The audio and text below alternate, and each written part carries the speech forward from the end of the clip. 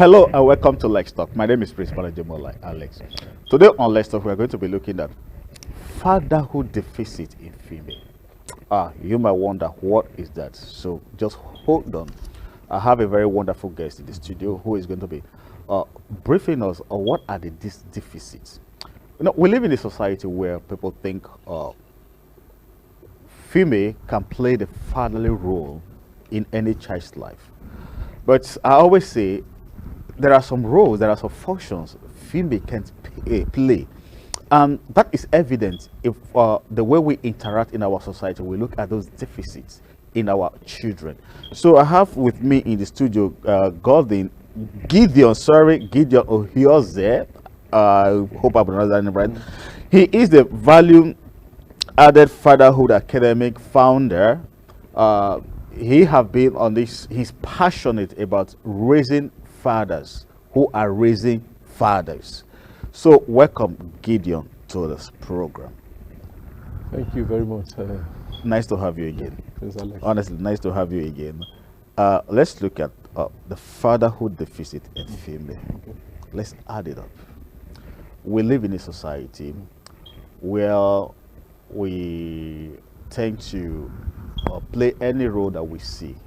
So let's look at it. First of all, let's have the basics. Okay.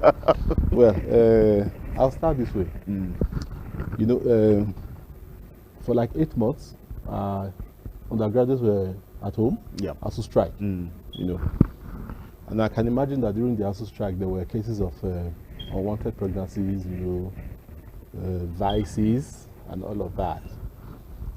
Now, if we want to quantify what we lost from the ASU strike, I mean, it will run into several billions of naira. The ones who can quantify. The ones who can quantify.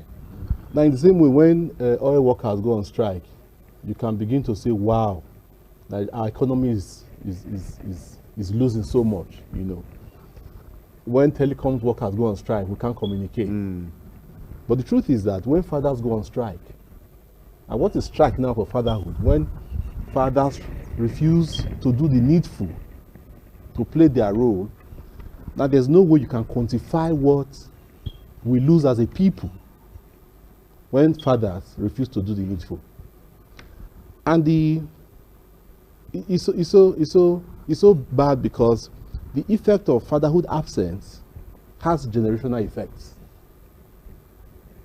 What a father fails to do now most likely will be replicated in the lives of his children, except drastic measures are taken to curtail that tide. Now, what's fatherhood deficit? Fatherhood deficit or fatherhood absence. Now, when we say fatherhood absence, it means a situation where a father is physically absent from his family. And it happens in two ways. It's not just a physical absence. Sometimes he is physically present, but emotionally absent. Now, I'll look at the two angles. The ones we're very familiar with is, okay, there's no father in the house. We don't really see that sometimes, even when the father is in the house, he's not playing a role. He also has a backlash on the children. Now, what are the things that cause fatherhood deficit or absence? Number one, what leads to it? Number one, death. When a man dies, you know. And when it comes to this issue, people get emotional. Okay, that's not within anybody's power. That one is excusable. But the truth is, not all deaths are, some deaths are avoidable. I'll give you instances. There are men who have died from alcohol. They got drunk and they were driving and they died. They died, yeah. I know people like that. Some men have died from their own recklessness. Okay, you enter into a deal with a fellow man, you know, the money comes out, and you think you are smart as a father, as a man, you run away with it, right? Now, not every person believes in this, God will judge him. Some people take laws into their hands, and some men lose their lives in the process. There are men who fish in troubled waters. As a man, you are doing, I mean, you are eyeing another man's wife, or you are going out with somebody's girlfriend. Some people don't take it lightly. Some other men have died from sexually transmitted diseases. So when we talk about death, yes, I don't want father to feel, oh, that one is not that. We must be careful as a people, as fathers, so that we don't buy trouble with our hands. And that calls for a very deliberate living concerning fathers. As a father, deliberately. Yes, be deliberate. Watch your steps. Be careful. Then number 2, imprisonment. Some men go to prison. Sometimes for offenses committed, or some other times wrongly accused. But most of it we know they are based on offenses committed. So it also calls on fathers to be careful the way you live your life. And what I've discovered is that the day a man discovers what he means to his children, his life changes. If you understand that without you, of course there's God, but God has placed us here for a purpose. Without you as a father in the life of your child or in the lives of your children, that something will go wrong, then you'll be more... Stop living recklessly. You stop living recklessly. So imprisonment. Then there is job. There are jobs, job issues. There are men who their jobs take them round. You know, every 5 years he's transferred. So he just tells the family, you know what, you stay in a place like Lagos, but I'll keep going round. Now, of course, we're not saying men should not work. Men should work, but you must put in place a strategy to ensure that you keep in touch with family. Because if that strategy is not in place, then before you know it, you may just end up, you know, maybe getting yourself another woman somewhere, and you forget your family, which is bad in itself. So there are the issue of jobs. Then there is this relocation fever. You know, Nigeria is this, Nigeria is that, yes. Then a man says, okay, you know what, madam, you and the children relocate. Now, that's one trend that if we're not careful about, tomorrow's, the negative effect it will have on society tomorrow is what we cannot handle. It's already having, we're already seeing it now. You understand? Because now, the first thing I will tell fathers is, if you ever have a plan of relocating your children and wife abroad, for me, I believe in complete relocation. If you want to relocate, okay, go with your children. It's harder raising children out there than here. That's one. Then number 2, to leave a woman alone to raise children there, and you think all you do is sending money, is a no-no. It won't work out. You won't get the best out of it. So even before you talk of relocation, families should actually go for counseling. Let your children know that you are relocating. Put structures in place. You understand? But much of what we see today are like ad hoc. All of a sudden, oh, we have to leave, you know, and people are separated like that. And children are denied the privilege of and the presence of a father. So there are also those issues. Then there's the issue of separation. A man wakes up one morning and he just disappears. He takes a leave.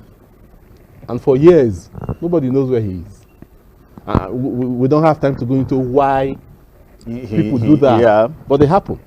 Then, of course, divorce. I mean, when 2 persons say, okay, we can no longer deal, let's go our separate ways. But in advanced countries, there's what is called a parenting plan. And a parenting plan is such that ensures that the man and the woman, they have equal stake in the child's life.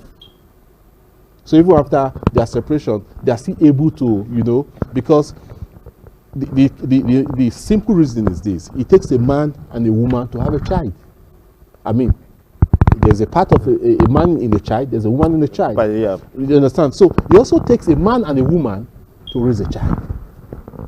So even if you guys now say, okay, bad as it is, I mean, that okay, we're fed up, your input must be in these children's lives.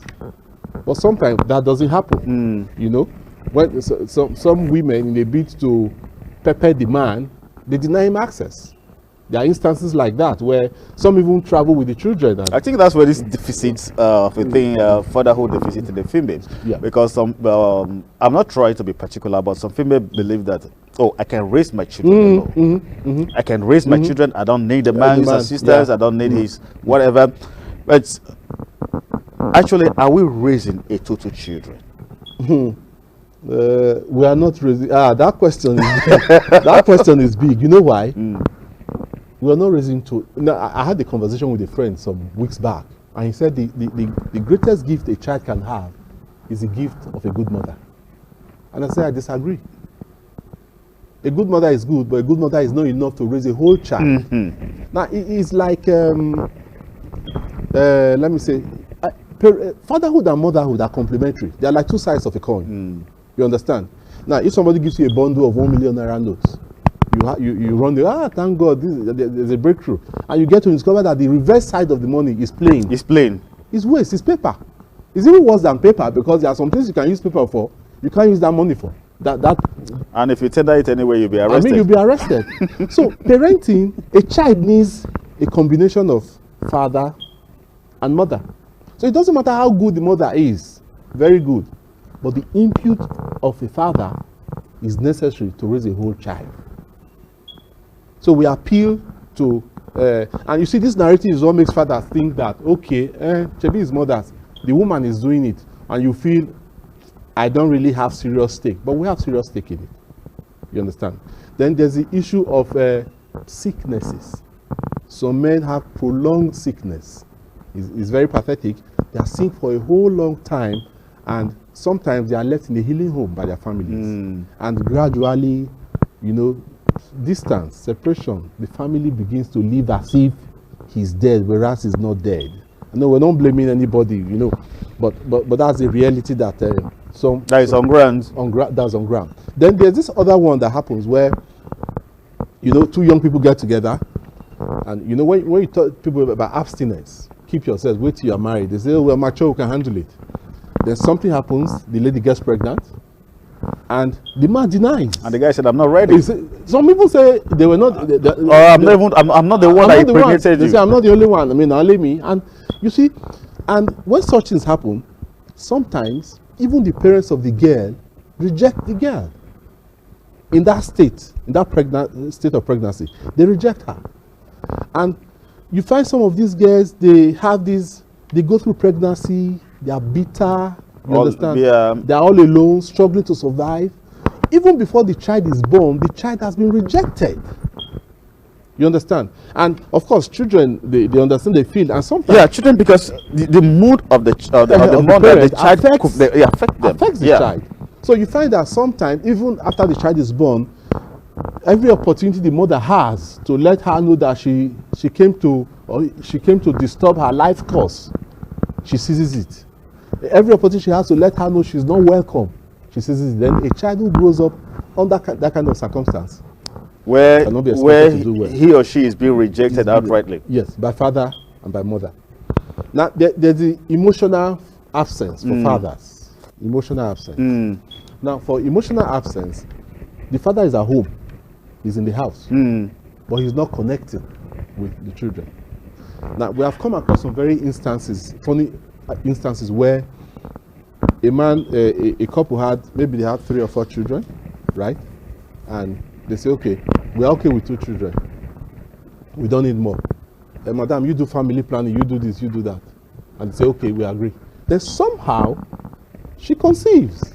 Use something adjusted. Okay.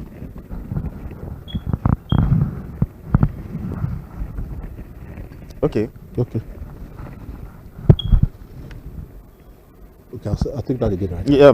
Okay. Okay. Emotional absence. For in the emotional aspect. Now, sometimes, even when the father is physically in the house, I've come across instances where a man and a woman, maybe they have 2 children, they have 2 children already, and they tell themselves, we're enough with these 2, we don't need any more children. And okay, they talk about how to go about planning their family, you know, who should do what, and there's an agreement reached. Then somewhere along the line, the woman conceives after the agreement. And the man feels... But that is not the fault of the woman. Good. Now you're saying that. Because it's two of them had the issue, and maybe something happened one way or the other. So good. Now, you'll be surprised. There have been instances where the man detaches from that child. Yeah. Even after the child is born, you see him relating very well with the first 2. But with this last one, he believes that this one is the child. Even there are some situations where the man needs a male child, giving birth to female child, the man disassociates good. himself from Yeah. those female, believing that, oh, these are just these are not the children I need. I need a man. Yes. The woman gave birth to another female child again. This is outright rejection. Now imagine the long-term effect of such rejection for a child. The child will grow up knowing that she was never loved by her father. Right. Now, you see, the issue of fatherhood deficit is very real. And as men, we have to be very careful, because it's everywhere. I'll explain why. There are 24 hours in a day, right? If we say that every child leaves home at the age of 18, every child will leave home at 18, that's 18 years, right? 18 years. Because you have become an adult by the law.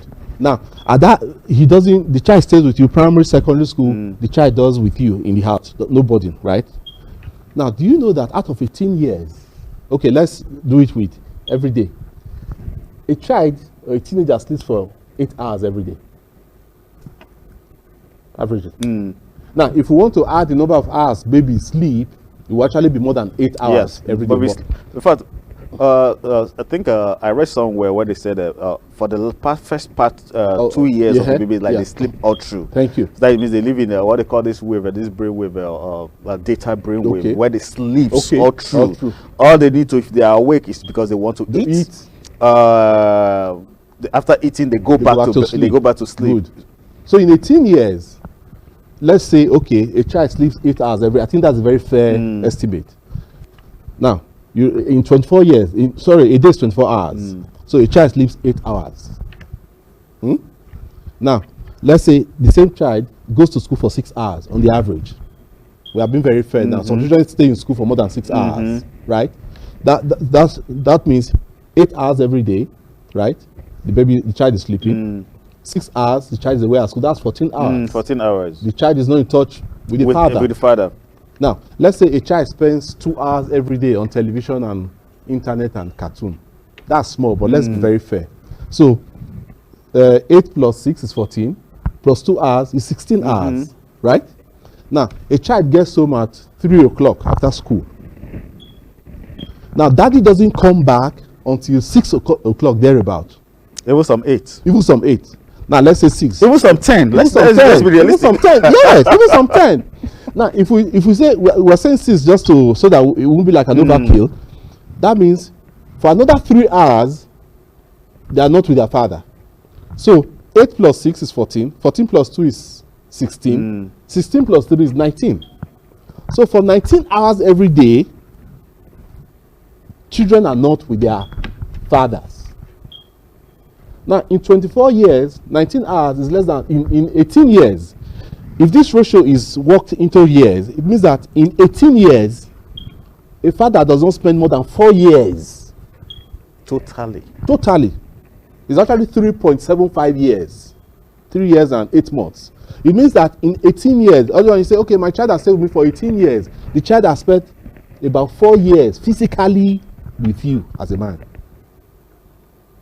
And there's even possibility that in that 4 years, were you actually present? Very good. Were you actually present? Now you just good. I like that. Now this is how it is. It is like in these 4 years, you are expected to teach the child everything he or she needs to know to stand well in life. It's like a degree. I mean, just because of a 4-year degree, there are some jobs that some people can never get without a degree. I hope you understand. Yes. It doesn't matter how intelligent you are as a person. If you don't have a degree, there are some jobs you can never get. Do you understand? Just 4 years for a degree, it makes so much difference. That's the same way, those 4 years rather, they can mean the difference between failure and success in a child's life. And why are we shouting, in a sense, is that, fathers, come and see. These 18 years you think you are spending, these children are staying at home with you, you have only 4 years. You actually spend with them. That you actually physically spend with them in 18 years. So please, let's be intentional. Let's maximize these 4 years. Let's be innovative. We're not even asking for more now. For that 4 years. For these 4 years, let's give it the best shot we have. And you see, the moment this reality dawns on a father, I tell you the truth, and that's why we're telling fathers, don't think you have the whole time. That, you know, sometimes you meet some men say, I'm busy, I'm busy, I'm busy. I say, yes, I agree you're busy, and it's good to be busy. Because I don't even advocate for any man to be idle, to be jobless. But this is it for me. I mean, it has to do with priority and value. Number one, okay, you meet a man who works with CBN. Let me use CBN as an example. They are busy. And you tell him, okay, make time for family. And he tells you, I'm busy, you know, I do this, I travel, I do this. Then, let's say that one day you get to the office. Maybe your first degree is in political science, or you find yourself in CBN. And there's a circular that this is a core banking institution. So if you don't have a banking related courses, if you don't have ICANN, CIBN, or you know ACCA within 5 years, you lose your job. That same man that is crying that he's always very busy, you see him going to register for ICANN classes. and he will give his time to it. He'll give his time to it. So what changed? What's the difference? Value. Value. Because he has seen that if he does this, his career will be enhanced. So until we see the value in children, we'll keep giving excuses. And that career you are enhancing at 60, once you are 60, you're already going out of the system. You're already going out of the system. Now imagine raising children with this mentality of I'm working. You see, I always think maybe this is the reason why after retirement many men couldn't they can survive it, because now the people you never have time for, they are not the one calling the shots. You're not coming back to have the time for them. Now they are busy. They have already moved on without you. Good. And the memories are stuck. So the memories are stuck, and it fall into depression or maybe stroke or whatever. Yeah. I think it's beginning to make sense now, because you discover that a man was busy all throughout his time. Now he retires. Then going back home, children are actually asking for time. They have moved on. Time them, and they have moved on without you. Some of them they hardly call you. Yeah, of course. Anyway, as we wrap up, let me hear your final thought. Okay, let me say this, because when we talk about this, people say, okay, what should fathers do? And I say it's simple. You know, we acknowledge the fact that fathers spend quantity time at work. Quantity, much time. We don't expect you to spend that time with family. Let's be very frank. But so fathers should learn to spend quality time with family. Quality time at work. Quality time to family. There is a way you play with a child for 1 hour, the memories linger. That's why we tell father, as much as you can. If you can't do school runs every day, do it once in a while. You understand? Yeah. Do it once in a while. Structure programs into your family life that the children will look up to, so that they don't forget you. Then we're looking at the effects of fatherhood deficit. What are the effects of fatherhood deficit? The effects of fatherhood deficit in the lives of women. Yes. Now, you know, there's a very unique relationship between a father and his daughters. Yeah. Oh no. In fact, the relationship that exists between a father and his daughter is different from what exists between a father and a son. Yeah. Now, I've seen some fathers call their daughters mama, you know. I mean, is this endearing name? They're so close. And sometimes, actually, you find that some wives, they have issues, you know, they feed their daughters. It's taking over their husbands. They are always it's like the man, the daughter and the father, the son and the mother. So both of them are at loggerheads. You know, it's interesting. And now imagine a situation where that girl is denied that opportunity. Now, many grow up. Now, this is what happens. For some children, they feel guilty. Yes. It's not their fault, that they believe that it's because they did something wrong that made their fathers walk away. I wasn't beautiful enough. Good. You read my mind. Now, there's a woman who was retelling her story of fatherhood deficit. And she told her that, you know, when they were growing up, her father had left. There was this program on television, a family program. And the man loved his two daughters so well. He said the girl was blonde. I mean, so she started thinking. Oh, hey, I wish.